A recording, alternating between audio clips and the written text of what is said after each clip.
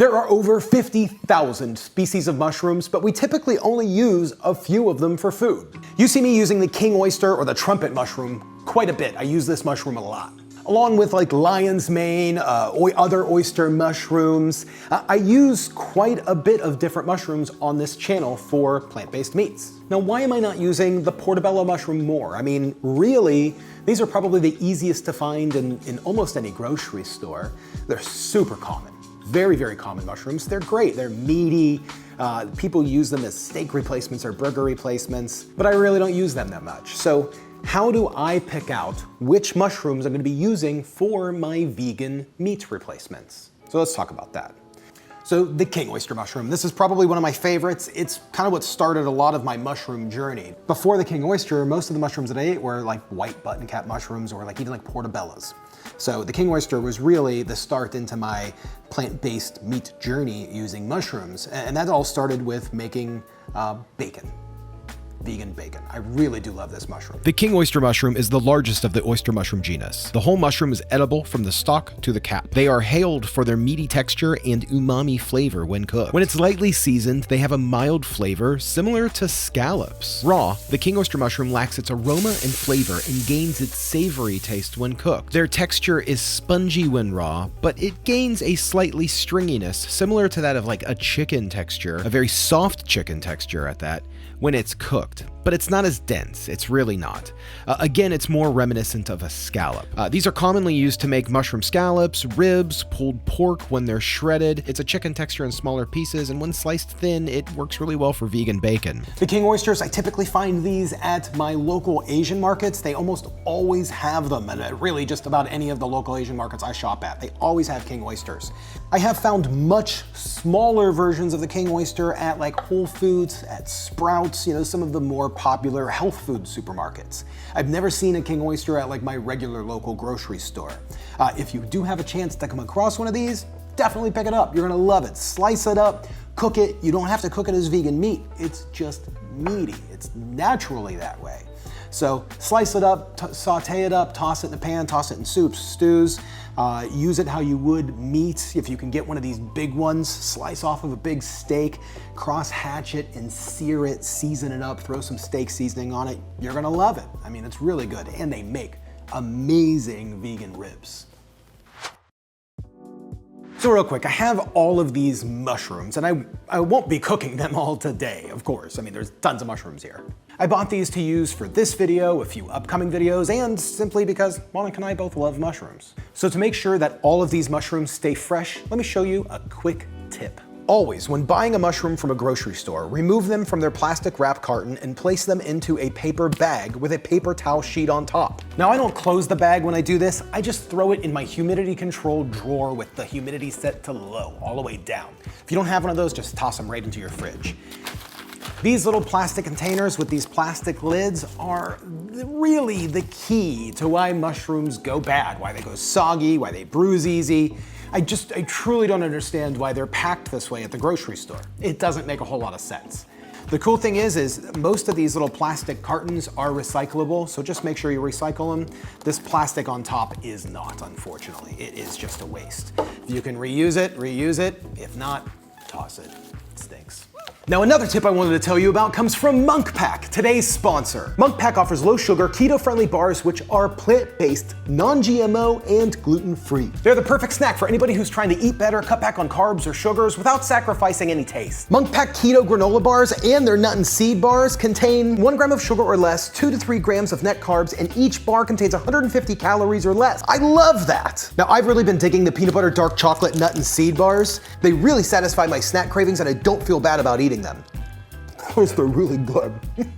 Now, if you've been watching me for a while, you know I've been working on my health and eating better, and reducing my sugar intake with the Munk Pack bars has really, really helped. And it doesn't hurt that they taste really, really good.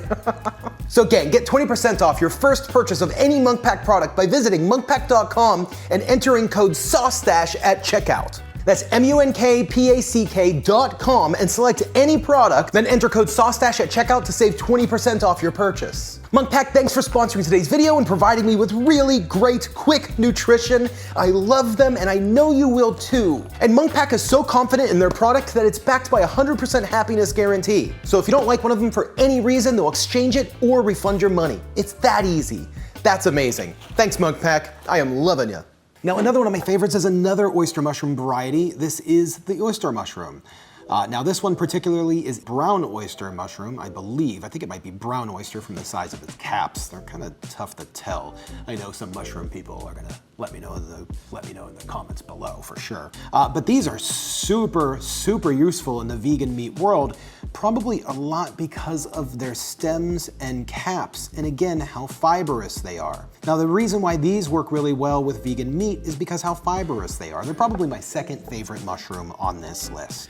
The oyster mushroom is a guild mushroom that belongs to one of the most commonly cultivated edible mushrooms in the world. You'll find the blue oyster, brown oyster, pink oyster, and golden oyster commonly at farmers markets, some grocery stores, and mushroom purveyors all over, but there are plenty of other mushrooms in this family. The king oyster that I mentioned before, although a very different mushroom, belongs to the same genus, Pleurotus. I believe that's pronounced right.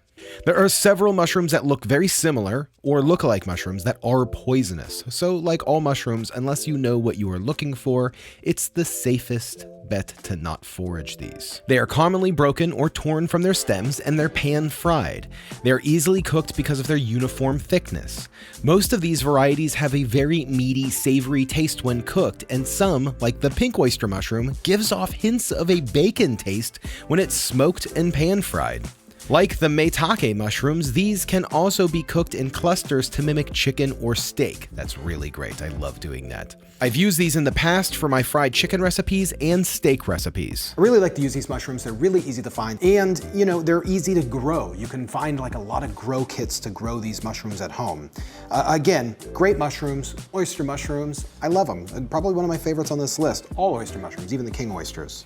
The Portabella mushroom, probably my least used mushroom and the most common mushroom you can find at almost any grocery store. I don't know why I don't really use it that much. I think it's because it doesn't have those stringy textures. It doesn't have that like bite or chew that meat does. The Portabella mushroom, when grilled or pan-seared, does have like a kind of like a steak-like appearance. It doesn't follow along what I'm normally looking for when I'm looking for a meaty mushroom, besides its flavor. And this mushroom is also in the same family as this mushroom, the white button cap mushroom. These are the same. This one's an older variety, this is a younger variety. The white button cap mushroom comes in white and brown. We'll talk about that more here in a minute. But the super most common mushrooms you can find just also happen to be the least meaty mushrooms you can find. The Agaricus bisporus mushroom. I think I pronounced that right again. Portabella mushrooms. When young, the mushroom is known as the common mushroom, white mushroom, button mushroom, or the champagnon? I've never known how to pronounce that either. These are some of the most common mushrooms you can find at most grocers. You're going to see this in almost every grocery store. In their mature state, they are commonly brown, between 4 and 6 inches around. The stalk and cap are both edible, but honestly, the cap of these mushrooms is the most popular to eat, as the stalk is usually discarded because it is kind of woody and fibrous in texture. People use them commonly as a steak or burger replacements, as vegan meat replacements, because of their savory taste when cooked or grilled, and their kind of dense texture. I don't use them often because of that dense texture. It's less fibrous, it has less of like that meaty chew and bounce, and more of like your common, what is known as like the mushroom texture. It's the texture that turns people away from mushrooms in general. It doesn't break away or chew like meat would. It almost has kind of like an odd plant kind of snap. I know loads of people that love these mushrooms, so if you haven't tried one yet, grab one, toss it on the grill with some seasoning, vegan butter, some rosemary, something like that, and you will probably not be disappointed. It's not gonna let you down. Now, another one of my favorites is the hen of the woods, or the meaty. I know I probably pronounced that wrong. This one you can find at a lot of grocery stores, has a ton of meaty applications. I really do love this mushroom. I found this at my local Sprouts supermarket, which is like a health food store, but you can always find the hen of the woods mushroom at like Whole Foods or really any of like the health food stores. This is on the top of my list for favorite mushrooms. So cool. I mean, look at it. You can see why it gets its name. These mushrooms can grow to sizes up to 60 inches in diameter and up to 100 pounds, earning this mushroom its nickname of the king of mushrooms. Grown from the base of trees like oaks or maples, these are typically found in late summer to early autumn in North America, China, Europe, and loads of grocery stores. For vegan meat replacements, they work well cooked as a cluster and pressed to give a more dense, like fibrous texture.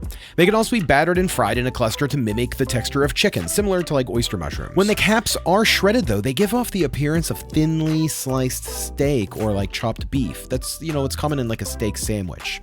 They cook really well. They have like a very mild, like seafoody taste, but that mild taste can be overwhelmed with different seasonings and spices to mimic other plant-based meats. Last up, my new favorite, this guy right here, the lion's mane mushroom. Now, this is a rehydrated version of this dried version here, and you can see they're both, very different looking than a fresh version, which I'll show now. Now, the fresh version, I don't happen to have. I kind of wish I would have ran over to the mushroom market. I've been picking up my mushrooms from Florida Shroom King. That guy's awesome. I appreciate all of the mushrooms he's been providing, but I didn't get a chance to run over and get a fresh one. But fortunately, I can find these dried ones in a lot of like the local Asian markets that I shop at. They have them packaged and dried up, and they're pretty much ready to roll. You just need to rehydrate them in whatever you want. I rehydrated this one in water, which is totally fine. You can save that broth and then just like steep it into like a tea. You can use it for a lot of things. It has like a nice meaty kind of taste to it. The lion's mane mushrooms are really now becoming one of my new favorite things just because of their texture. It is so insanely meat-like. One of my favorites. I love this mushroom. I saved the lion's mane mushroom for last because, like I said, it's one of my favorites. This mushroom has been gaining more popularity as of late because of the studies linking it to support for cognitive function and brain health. That's why you're starting to see this mushroom in more vitamins, supplements, and one of my favorite coffee alternatives. And unfortunately, because of that, the price of this mushroom is starting to go up. It's also known as the bearded tooth fungus, the pom-pom mushroom, monkey head mushroom, and has many other names, mostly because of its fuzzy, toothy-like appearance. Those teeth are soft bristles that extend into the body of the mushroom, giving it its very meaty texture. That's probably one of the most fibrous mushrooms I've came across. When cut across this mushroom into fillets, it's commonly cooked and served like a steak would be, which is very good. Very, very good. When lightly seasoned, it does have a very, very mild crab, seafoody-like taste to it. But that taste can be overwhelmed with different seasonings and spices and marinades to give it more of a beef-like taste, like I've done in the past. I've used the lion's mane mushroom for steaks, crab meat, sliced beef, bacon, really so much more. It's so versatile. The lion's mane mushroom, because of its size and texture, is becoming one of my favorite mushrooms for plant-based meat, and it's the last mushroom of this video.